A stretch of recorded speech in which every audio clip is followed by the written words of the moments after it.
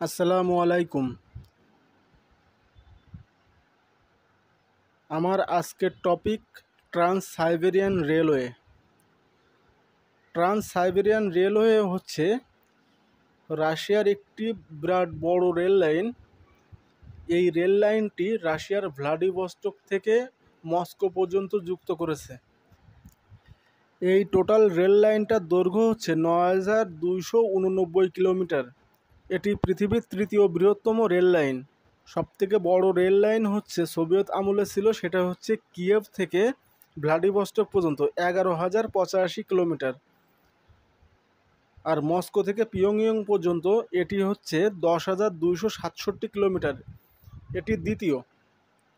আর তৃতীয় rail line হচ্ছে trans Siberian railway, যেটার কথা এখন বলছি। এই রেল লাইনে আপনি ভ্লাদিভস্টক থেকে মস্কোতে যেতে আপনাকে ৮টা টাইম জোন অতিক্রম করতে হবে। রাশিয়াতে মোট ১১টা টাইম জোন আছে, তার ভিতর ৮টা টাইম জোন অতিক্রম করতে পারবেন শুধুমাত্র এই রেল লাইনে উঠলেই। এবং এই রেল লাইনে ভ্লাদিভস্টক থেকে রাশিয়া পর্যন্ত যেতে আপনার সময় লাগবে ৮ দিন। এই ৮ দিনে আপনি রাশিয়ার বিস্তীর্ণ সাইবেরিয়া এলাকার ভিতর দিয়ে যেতে পারবেন, যেখানে প্রচণ্ড ঠান্ডা।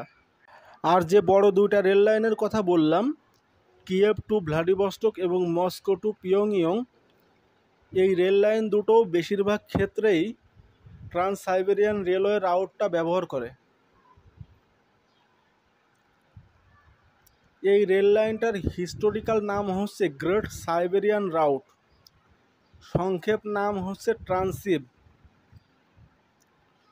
যা হোক, ভিডিওটি কেমন লাগলো অবশ্যই কমেন্ট করবেন।